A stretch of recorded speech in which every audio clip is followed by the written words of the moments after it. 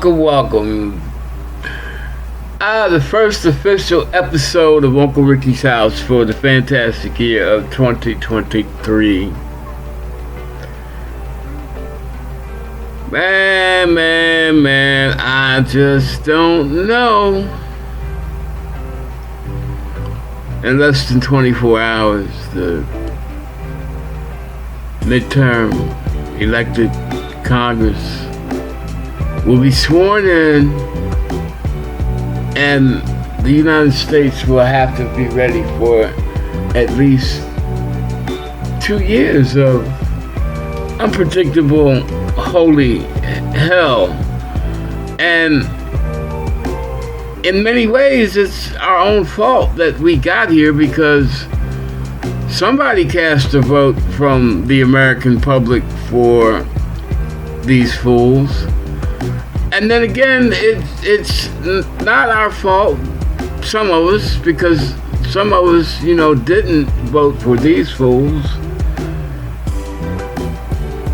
We voted for other people that maybe were lesser fools and more tolerable, and we're pretty certain, even if they won't do anything positive for the country, they won't destroy it during the next 2 years.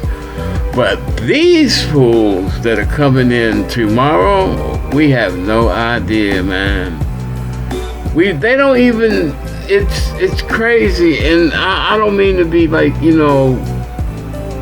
repeating the same material, but they don't even know who the fuck they want to be in charge. They have no idea. Most of them don't want to be, because they know it's like being in charge of a clown, of an insane clown posse trying to herd cats with, but the thing is,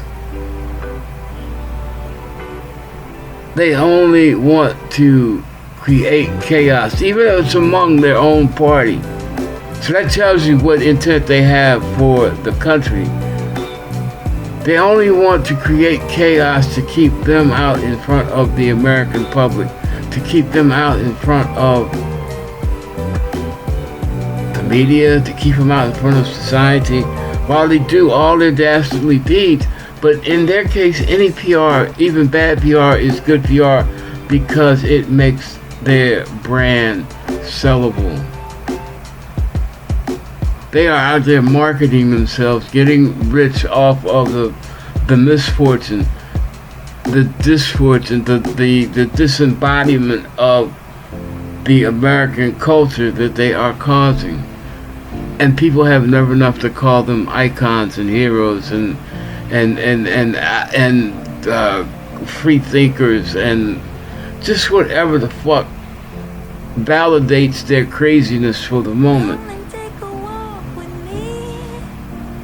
And they contribute nothing. And if you look at it, look at all the main problems, all the main things that are causing problems today. And it's all associated around individuals. Egomaniacal have always been different since childhood. Individuals that are narcissists, that are misogynists, that have uncommonly fucked up opinions on who they are and what they mean to the rest of the world, and what the rest of the world means to them. If it were a novel, if it were a movie, we would be crying tears for the members, the characters, in that novel, in that movie, for being in the condition as fucked up as they are. But this is not a movie. This is fucking reality, folks. This is the United States of America, and we are about to be ruled by idiots. And we don't even really know how the fuck we got here, because there's a portion of the country that thought that we would never be in this position, no matter how well written the signs were on the wall for years preceding the times that we are in now. And then there are those that know we got here, but they don't think it's as bad as it is, and maybe we can just still, you know, open our arms and embrace the moment and have a kumbaya moment, and the country will be healed. How can the country be healed when the wounds, the sores that this country is suffering from, the sores, the sores that are the pulse of the sickness that's enveloping this country? How can we heal if we don't tear the scabs off of those sores and air out the foul miasma that's causing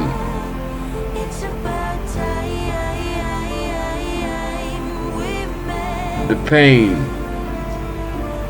We got some shit with us. And we don't air out our shit and face our shit for what it is, on both sides, on all sides, on all corners. If we just don't put it all in the middle and say, look, this shit that's in the middle, this is what we are about. This is what this country is.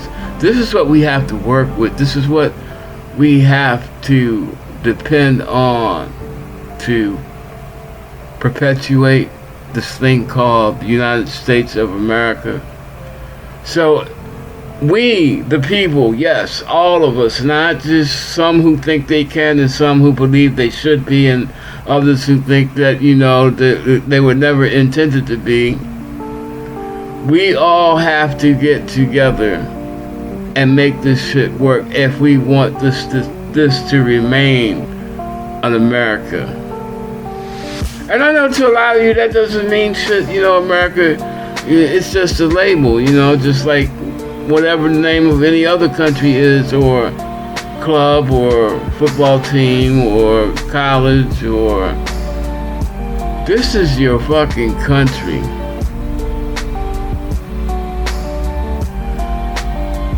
When people say they hate America, it doesn't matter what color you are, what dialect you have, what church, synagogue, temple, street corner, whatever you pray on. Even if you pray, it doesn't matter. As long as you live on this soil, as long as you partake of this culture, as long as you benefit or don't benefit from the society that you live in, to everybody else, you are a fucking American. So when they rain hate and destruction on America, they rain hate and destruction on you. So why should you allow, because this is where you want to be, this is where you want to live, this is where you pitch your tent and don't nobody read anything else into that that's not supposed to be in that. That's meant for all of us. No matter how we got here, we're fucking here.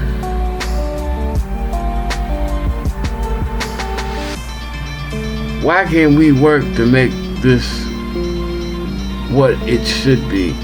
Not what it is by default, because just because of our size, just because of our wealth, just because of our makeup, whether people want to, you know, recognize that fact or not. We have pull, but that does not make us the mightiest and the greatest. What makes us the mightiest and the greatest is how we as a people react as a nation when we are poked, pricked. And normally, usually that comes from the outside, from, you know, on the international front. But what's difficult about what's happening now, we're getting the usual pokes and pricks and prods and straight up jabs to the chin, to the jaw. But now we have to face a certain amount, a certain percentage of those body blows, those haymakers are coming internally. It's coming from the American public. It's coming from the people that used to be the moral majority, the people that, that used to be the movers behind white is right, the people that, sit in church every Sunday talking about Jesus, Jesus save us, and Monday through Friday they're plotting on how to overthrow the government. This is the America that we live in 2023. Can't say that it's not going to be interesting. Can't say that in a way it may even be amusing. But the thing is, we have to be ready for it to be abnormal. And we got to be ready for the abnormality, or we'll cease to be. The United States, the land of the brave and the free. Well, that's it for me. I'm going to say cut this short and be out of here for this one on a high note. And don't read into that, please. But for now, peace out and God bless, and strap up, because it's going to be a wild ride. And welcome to 2023. Wish you the best from Uncle Ricky at Uncle Ricky's house. Bye.